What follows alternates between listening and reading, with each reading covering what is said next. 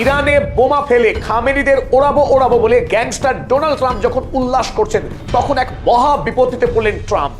কোথা থেকে জল কাদা মেখে ছুটতে এসে ডোনাল্ড ট্রাম্পের পায়ে আছড়ে পড়লেন এই নেতা এবং বললেন, ইরানে হামলা করবেন না, ইরান হামলা করলে আমরা প্রাণে বাঁচবো না। বলুন তো কে এই নেতা যিনি ট্রাম্পের কাছে মিনতি করছেন ইরান হামলা না করতে? ইতিমধ্যেই তার নাম নিউ ইয়র্ক টাইমস জেরুজালেম পোস্টে প্রকাশিত হয়েছে। হ্যাঁ, একদম ঠিক, আপনি ফুল মার্কস পেয়ে গেছেন।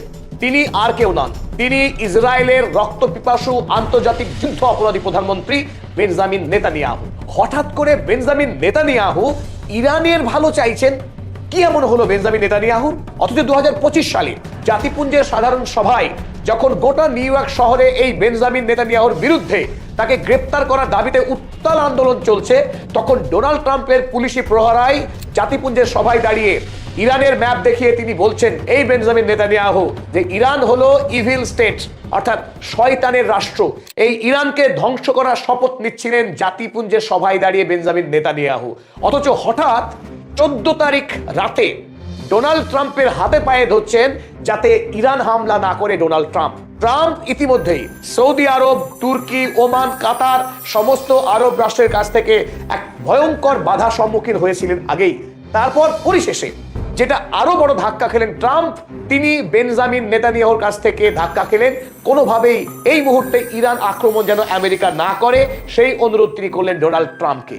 এখন প্রশ্ন হলো, বেঞ্জামিন নেতানিয়াহু তিনি ইরানকে কেন ভয় করছেন? এতদিন ধরে যুদ্ধংদেহী মনোভাব দেখিয়ে সমগ্র মধ্যপ্রাচ্যকে দখল করা, ইরানের একের পর এক বিজ্ঞানীকে খুন করা, মোসাদের সাহায্যে দেশের অভ্যন্তরে অরাজকতা সৃষ্টি করা, ইরানের সাধারণ মানুষকে খুন করা, মসজিদ ভাঙা, বাস জ্বালানো, এমন কোনো কাজ করতে পিছু পা হয়নি যে বেঞ্জামিন নেতানিয়াহু তিনি হঠাৎ করে ভয় করছেন ইরান রাষ্ট্রকে। কারণ তিনি এখন হাড়ে হাড়ে টের পেয়েছেন ইরান এই মুহূর্তে সামরিকভাবে যে ভয়ঙ্কর শক্তিশালী অবস্থায় আছে, ইসরায়েলকে গুড়িয়ে দিতে পারে এবং সেই কাজে ইরানের খুব একটা সময় লাগবে না।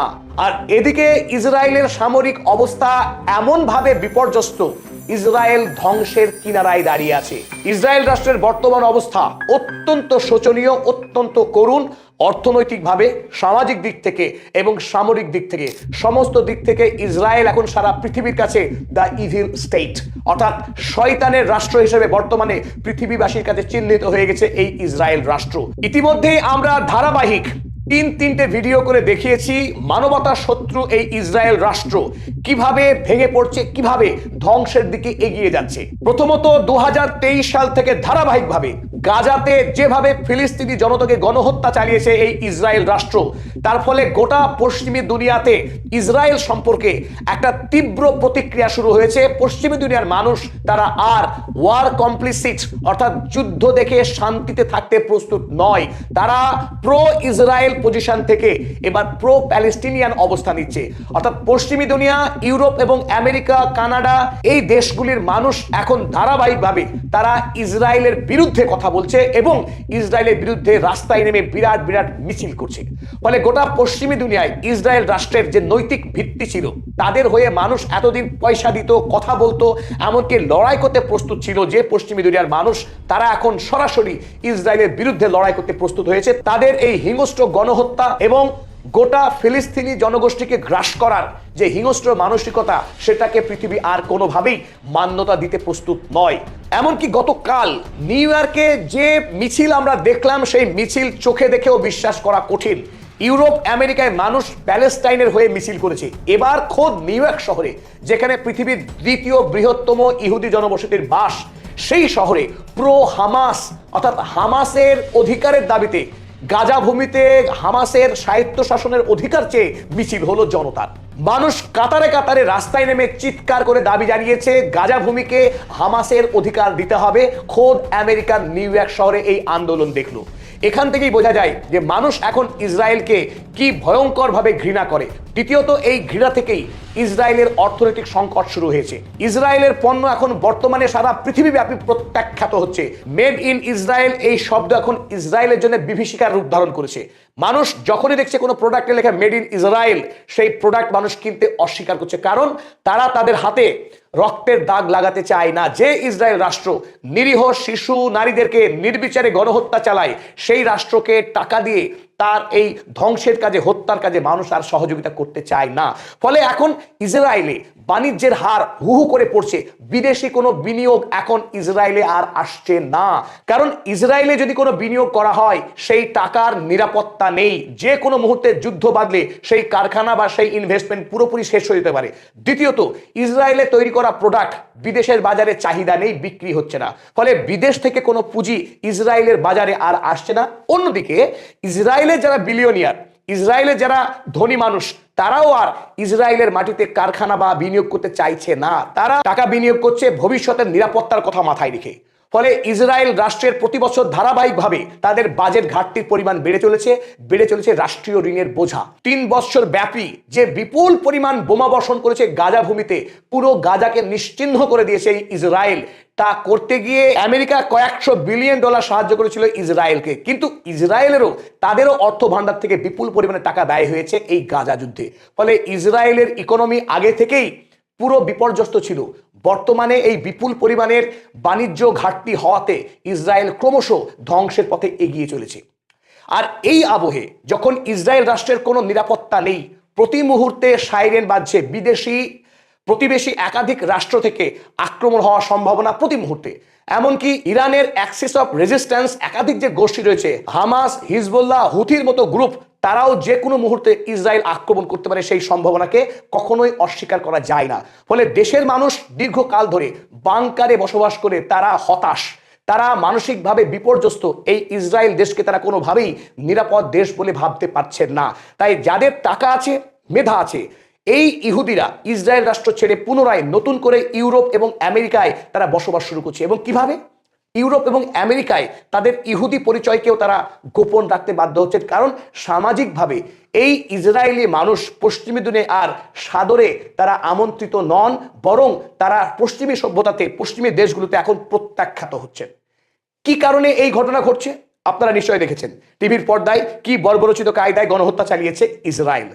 এই প্রেক্ষাপটে যখন ইসরায়েল রাষ্ট্র অর্থনৈতিকভাবে দেউলিয়া হচ্ছে, তার উল্টো দিকে সৌদি আরব, কাতার, ওমান, বাহরাইনের মতো দেশগুলি তাদের তৈল সম্পদ বিক্রি করে ট্রিলিয়ন ট্রিলিয়ন ইউএস ডলার তারা আমেরিকা ইউরোপের বিজ্ঞান, শিক্ষা, প্রযুক্তি, হোটেল, ম্যানুফ্যাকচারিং ইন্ডাস্ট্রি, প্রতিটা ক্ষেত্রে বিপুল পরিমাণে টাকা বিনিয়োগ করেছে এই গালফ কান্ট্রিজ। বর্তমানে আজকের হিসেবে দাঁড়িয়ে শুধুমাত্র আমেরিকা যুক্তরাষ্ট্রেই গালফ কান্ট্রিজগুলো 6 ট্রিলিয়ন ইউএস ডলার ইনভেস্ট করেছে এই আরব প্রাচ্যের দেশগুলি। সুতরাং 28 ট্রিলিয়ন ইউএসডির যে আমেরিকান ইকোনমি, সেই দেশে যদি আরব দেশগুলির 6 ট্রিলিয়ন ডলার টাকা বিনিয়োগ করে, সেই আরব দুনিয়া এখন অনায়াসেই ডোনাল্ড ট্রাম্পকে বসাতে পারেন, তুলতে পারেন কান ধরে। সেই ক্ষমতা এখন এমবিএস বা আল থানিদের হাতে রয়েছে। পশ্চিমী দুনিয়ায় নিরবচ্ছিন্নভাবে বিভিন্ন বিশ্ববিদ্যালয়ে, সিলিকন ভ্যালিতে, এন্টারপ্রেনারশিপের ক্ষেত্রে, হোটেল এবং রেস্টুরেন্ট ব্যবসায় এবং রিয়েল এস্টেট ব্যবসায় যে বিপুল পরিমাণের বিনিয়োগ হয়েছে আরব থেকে, এখন ধীরে ধীরে আরব তার লাভ, বলা যায় ব্ল্যাকমেইল করার ক্ষমতা এখন তৈরি হয়েছে এই আরব দুনিয়ার। একদিকে যখন চীন বিপুল পরিমাণে তাদের প্রযুক্তি এবং বিজ্ঞানে বিনিয়োগ বাড়াচ্ছে এবং হু হু করে আগামী দিনে এগিয়ে যাচ্ছে, আমেরিকা যুক্তরাষ্ট্র তার অবস্থানকে ধরে রাখতে চায়। এই আরব দুনিয়ার টাকা আমেরিকার জন্য অপরিহার্য। সুতরাং আরব রাষ্ট্রগুলো ইসরায়েলের বিরুদ্ধে, এই জায়নবাদের বিরুদ্ধে এক শক্তিশালী গণপ্রচার শুরু করেছে। ফলে আমেরিকার সরকার, আমেরিকার জনতা ধীরে ধীরে আরব রাষ্ট্রের কাছে তারা বশ্যতা স্বীকার করতে বাধ্য হচ্ছে। আর এই প্রেক্ষাপটে এই প্যাক এতদিন ধরে আমেরিকায় যারা জায়নবাদী রাষ্ট্রের হয়ে চিৎকার করতেন, টাকা বরাদ্দ করতে বাধ্য করতেন, প্রতিটা নেতা মন্ত্রীকে যারা কান ধরে তুলতেন আর বসাতেন, সেই এই প্যাক এখন পুরোপুরি নিশ্চিহ্ন হয়ে গেছে আমেরিকার মাটি থেকে। ফলে আমেরিকায় ইসরায়েলের হয়ে তাদের প্রোপাগান্ডা তৈরি করা, হলিউডের সিনেমা বানানো, বিভিন্ন মিডিয়াকে কিনে ফেলা, ইসলামোফোবিয়া ছড়ানো, এই কাজ আমেরিকায় অনেকখানি রুখে দেওয়া গিয়েছে আরবের নেতৃত্বে। তাই ইসরায়েল এখন এই পশ্চিমী দুনিয়ায় তার নৈতিক শক্তি পুরোপুরি হারিয়ে ফেলেছে। তাই যেখানে আমেরিকা ইসরায়েলের পাশে থাকতে পারছে না, যে পরিস্থিতিতে এই proxy state, settler colony Israel রাষ্ট্র মধ্যপ্রাচ্যে এখন আর কোনোভাবেই টিকতে পারে না। সুতরাং পায়ের তলার মাটি এখন সরে গেছে বেঞ্জামিন নেতানিয়াহুর। এই কারণেই ইরান হামলার আবহে তিনি খোদ নিজে পালিয়ে গিয়েছিলেন গ্রিসে, তার স্ত্রী পালিয়েছিল আমেরিকা যুক্তরাষ্ট্রে। ফলে ইসরায়েলে এখন বেঞ্জামিন নেতানিয়াহুর বিরুদ্ধে এক ক্ষোভের বন্যা বইছে। প্রতিটা কাগজ, ইসরায়েল থেকে প্রকাশিত হওয়া প্রতিটা দৈনিক তারা এখন খুল্লাম খাল্লাম লিখছে যে ইসরায়েল রাষ্ট্র ইরানের হামলার ভয়ে তারা এখন জবুথবু, তারা মাথা উঁচু করে দাঁড়াবার সাহস বা শক্তি এখন কোনোটাই নাই। ইসরায়েল রাষ্ট্র এখন পুরোপুরি সামরিকভাবে collapse, the death of Israel state. আমরা আজকে আপনাদের সামনে একটি রোমাঞ্চকর তথ্য, একটি অজানা তথ্য তুলে ধরবো, যে তথ্য এতদিন আপনাদের সামনে কোনো সংবাদ সংস্থা দেখায়নি, সেই সত্যই আপনাদের সামনে আমরা তুলে ধরবো। ইসরায়েল এতদিন ধরে একটি মিথ তৈরি করেছিল যে ইসরায়েল ইজ ইনভিনসিবল, অর্থাৎ ইসরায়েল অপরাজেয়। ইসরায়েলের আকাশে রকেট প্রতিহত করার এক ভয়ঙ্কর প্রযুক্তি রয়েছে, শক্তি রয়েছে। পৃথিবীর কোনো রাষ্ট্র নেই যে ইসরায়েলকে আকাশপথে হামলা করে তাকে ধ্বংস করতে পারে। সেই গল্প এখন মুখ থুবড়ে পড়েছে। মাত্র 12 দিন ইরানের সঙ্গে যে যুদ্ধ হয়েছিল, সেই যুদ্ধেই ইসরায়েলের যেটুকু সম্পদ ছিল আকাশে ইন্টারসেপশন করার, অর্থাৎ বিদেশ থেকে যদি কোনো মিসাইল ছোড়া হয় সেই মিসাইলকে আকাশেই ধ্বংস করে দেওয়ার যে প্রযুক্তি, ইন্টারসেপশন টেকনোলজি, সেই টেকনোলজি মুখ থুবড়ে পড়ে। বর্তমানে নতুন করে সেই এয়ার ডিফেন্স সিস্টেমকে সাজাতে গেলে যে বিপুল পরিমাণে টাকার প্রয়োজন, সেই টাকা এখন ইসরায়েলের কাছে নেই। কারণ আমেরিকা সরকার আইন করে ইসরায়েল ফার্স্ট এই পলিসি থেকে তারা সরে এসেছে। তাই নতুন করে আমেরিকার কাছ থেকে বিপুল পরিমাণে অর্থনৈতিক সাহায্য পাওয়া ইসরায়েলের পক্ষে প্র্যাকটিক্যালি অসম্ভব। ফলে চলুন আমরা দেখি যে মিথ তৈরি হয়েছিল ইসরায়েলের যে আকাশের প্রতিরক্ষা ব্যবস্থা, সেই প্রতিরক্ষা ব্যবস্থার বাস্তবতা এখন কি। বর্তমান সময়ে ইসরায়েলের আয়রন ডোম ব্যবস্থা, আয়রন ডোম যে এয়ার ডিফেন্স সিস্টেম তার আছে, এই গল্প শুনেনি এমন কেউ মনে হয় বর্তমানে নেই। তো এই আয়রন ডোমের রহস্য চলুন এবার উন্মোচন করা যাক। আয়রন ডোম মানে হচ্ছে আকাশপথে যদি ইসরায়েলকে কোনো রকেট হামলা করা হয়, সেই হামলাকে রুখে দেওয়ার ব্যবস্থা। সেটা কেমন? কেবলমাত্র 70 কিলোমিটার দূর থেকে যদি ইসরায়েলের আকাশে কোনো রকেট হামলা হয়ে যায়, সেই হামলাকে প্রতিরোধ করার যে ব্যবস্থা, সেটাকেই বলা হয় আয়রন ডোম। রেঞ্জ মাত্র 70 কিলোমিটার। তাহলে 70 কিলোমিটার দূরে কে আছে ইসরায়েলের? সেটা একমাত্র হামাস। যদি হামাস রকেট ছোড়ে কিংবা হিজবুল্লাহ যদি রকেট ছোড়ে 70 কিলোমিটার দূর থেকে তার সীমানার, সেই ব্যবস্থাকে প্রতিরোধ করতে পারে কেবলমাত্র এই আয়রন ডোম। যেখানে হামাস বা হুথি বা হিজবুল্লাহ তারা একটা রকেট তৈরি করতে খরচ হয় ভারতীয় টাকায় মাত্র 1 লাখ টাকা। এই 1 লাখ টাকার রকেটকে প্রতিরোধ করতে ইসরায়েলের খরচ পড়ে 1,35,00,000 টাকা। ফলে এই আয়রন ডোম ব্যবস্থাকে সক্রিয় রাখতে গিয়ে ইসরায়েল ইতিমধ্যেই ধুঁকছে। দ্বিতীয়ত, যদি কোনো রাষ্ট্র, ইসরায়েল মধ্যপ্রাচ্যে চারিদিকে শত্রু রাষ্ট্র পরিবেষ্টিত, অর্থাৎ আক্রমণ কোন দেশ থেকে আসবে তার কোনো নিশ্চয়তা নেই। সুতরাং ইসরায়েলকে নিরন্তর এই আকাশপথকে সুরক্ষা দিতে হয়। যদি 300 কিলোমিটার দূর থেকে কোনো মিসাইল হামলা হয়ে যায় ইসরায়েলের ওপরে, সেই মিসাইলকে প্রতিরোধ করতে গিয়ে তার যে সিস্টেম রয়েছে তার নাম ডেভিড স্লিং। ডেভিড স্লিং এই ইন্টারসেপশন টেকনোলজি, সে 300 কিলোমিটার দূর থেকে যে রাষ্ট্রগুলো রয়েছে সেগুলো ইরান নয়, মাথায় রাখতে হবে। 300 কিলোমিটার দূরে যে রাষ্ট্র আছে সে জর্ডন হতে পারে, মিশর হতে পারে, এই ধরনের রাষ্ট্র। তারা যদি কোনো মিসাইল ছুড়ে দেয় ইসরায়েলকে, সেই মিসাইলকে প্রতিরোধ করতে গিয়ে তারা আবার এই ডেভিড স্লিং টেকনোলজি ব্যবহার করে। এই টেকনোলজি ভয়ঙ্কর ব্যয়বহুল ইসরায়েলের জন্য। একটা এই হামলা প্রতিরোধ করতে গিয়ে ইসরায়েলের খরচ হয় প্রায় 3 কোটি টাকা। তাহলে এটা অত্যন্ত ব্যয়বহুল।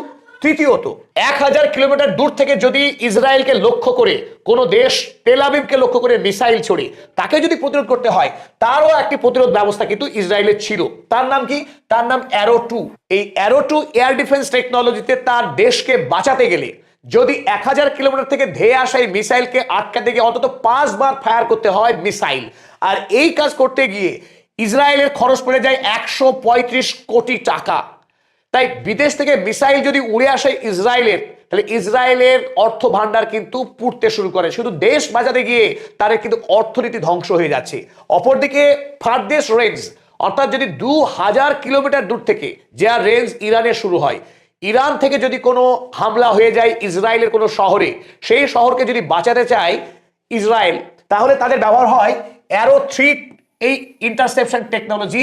এই অ্যারো 3 টেকনোলজি তারা যদি কাজে লাগায়, অর্থাৎ যদি তারা ব্যবহার করে একবার, সেই ক্ষেত্রে ইসরায়েলের আনুমানিক খরচ পড়ে 225 কোটি টাকা ভারতীয় টাকায়। তাহলে আমরা বুঝতে পারছি যে যখন 2025 সালের জুন মাসে ইরান একসঙ্গে এক বিপুল সংখ্যক মিসাইল হামলা করেছিল ইসরায়েলের উপরে, আর সেই সমস্ত মিসাইলকে প্রতিরোধ করতে গিয়ে তার ভাঁড়ারে যেটুকু ছিল এই ইন্টারসেপশন ডিফেন্স সিস্টেম সেটা মোটামুটিভাবে কোলাপস করে গিয়েছে। বর্তমানে ইসরায়েলের কাছে এই এয়ার ডিফেন্স সিস্টেমকে বাঁচিয়ে রাখার মতো মিসাইল তার হাতে নেই, তার টেকনোলজি ঢুকছে।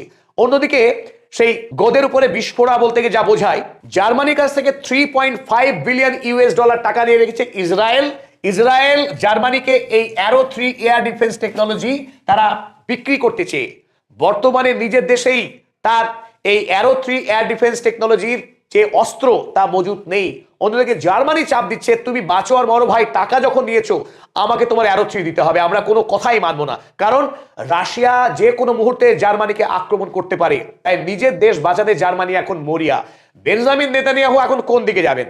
জার্মানিকে ওই অ্যারো 3 দেবেন, নাকি ইরান যদি আমেরিকা যুক্তরাষ্ট্র হামলা করে ইরানের উপরে, আলী খামেনি জানিয়ে রেখেছিলেন যদি আমার উপরে হামলা হয় ইসরায়েলকে আমি ছাড়বো না, অর্থাৎ মুহূর্তের মধ্যে তেল আবিব শহর ভূমধ্য সাগরে মিশে যাবে, সেই হুমকি দিয়ে রেখেছিলেন আলী খামেনি।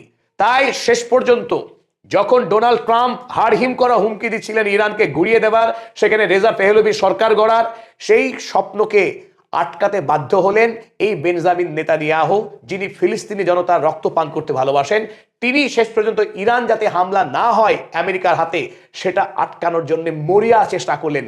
ইতিমধ্যেই ইতিহাস যে পথে এগোচ্ছে, মানব জাতি এই ইসরায়েল রাষ্ট্রের বর্বরতাকে ক্ষমা করেনি, ক্ষমা করবে না। হাতে বেশি সময় নেই ইসরায়েল রাষ্ট্রের, সেই দিকেই এগোচ্ছে ইসরায়েল রাষ্ট্র। আপনারা আপনাদের সুচিন্তিত মতামত জানাবেন, আগামীতে আমরা যাতে আরো ভালো কাজ করতে পারি, আরো গবেষণা করতে পারি এবং তথ্যভিত্তিক বলিষ্ঠ প্রেজেন্টেশন যাতে করতে পারি, তার জন্য সঙ্গে থাকবেন। ধন্যবাদ সবাইকে।